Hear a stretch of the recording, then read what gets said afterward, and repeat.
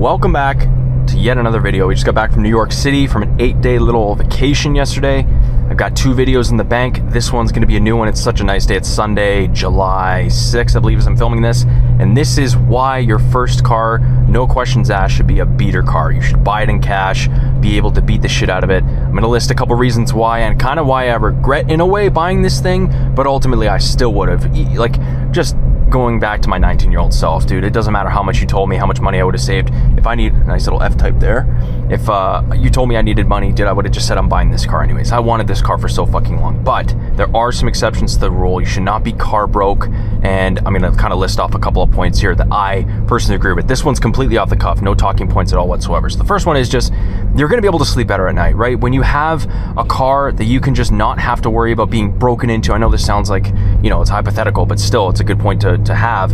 You don't care about, you know, putting miles on it. You don't care about it being broken into. You don't care about the condition of it. I'm not saying drive a fucking rusty ass, you know, car. I'm even going to make a video in the future actually about why you should buy the exotic car and why I actually need to be reminded of that sometimes too, and why I'm saying just fuck it to the R8 purchase. I'm just going to do it.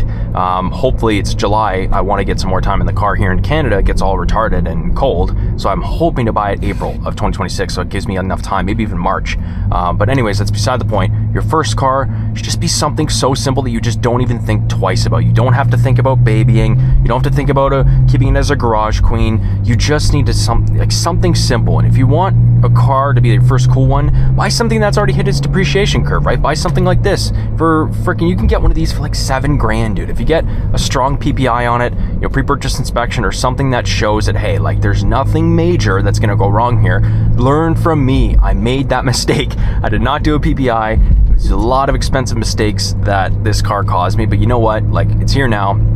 And dude, it just makes everything, you know, a lot easier. The second reason why is you're going to be able to obviously have more money in the bank. You're going to be able to invest more. You're going to be able to do a lot more things, a lot more freedom. You're going to be able to travel. No bullshit, for the first like 8 to 10 months of having this car, dude, I was like this with my money. All my money was going, not all of it, I was still saving a good chunk of it, but I was kind of stupid. Like, a lot of my money was going into this damn thing, and knowing that I'd have to eventually dip into that, you know, checking account, that savings account where I'd have to get money for repairs for this thing. If you watch my last video, or one of the videos I've got on my channel, which is just like how my BMW almost broke me financially, it's dead honest, dude. I had a $2,500 service. That's Canadian dollars for those listening, but that was a really expensive fucking service. And I had just reached like an account, you know, threshold to where it was like a good amount. And then the second, like the week that hit, I got a fucking huge bill, right? So you got to manage that. You're just going to be able to do a lot more things with the money that you don't have being sunk into a vehicle, right? So just remember that. And I don't know, it's just something that I think you should think about.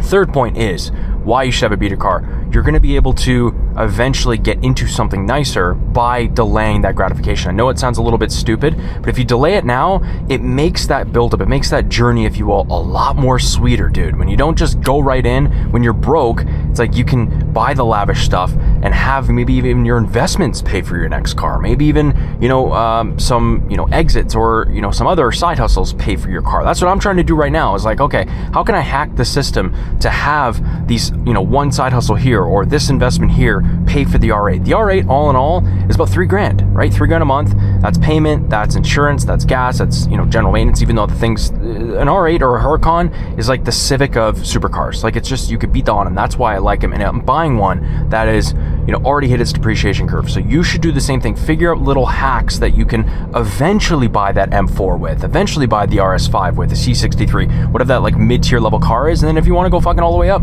supercar level, right? So I think that's way more important than people realize, and it just allows you to like have your burn as low as humanly possible so that you can eventually get into something nicer and have that build up like really fucking exciting. Even if you have to have an account called like M4 or the account called something that reminds you of why you're saving, reminds you of why you're investing, that's what you should do, right? In my opinion. And again, I'm talking, this is my first car. This is my only car that I've ever owned. So I know it's a bit like, you know, silly, and I'm probably gonna have a few extra talking points after this when I get the R8 or when I get another car and my, you know, payments are up. But point is, this is for the guys that just want something now. It's like, dude, you should be able to buy something in cash. So sum this all up. You should be able to buy the car in cash, no questions asked, be able to put as many, just beat the living shit out of it, put as many miles as you want on it with no questions asked, no harm, no nothing, like you'll be fine, and just not have to second guess it and have all the money just flowing into your investment accounts first, okay? First, 80-20. Spend 10% of your income on bullshit, and if that 10% can cover a cool car, awesome. If it can't, well, you've got some work to do, right? That's how I view these things.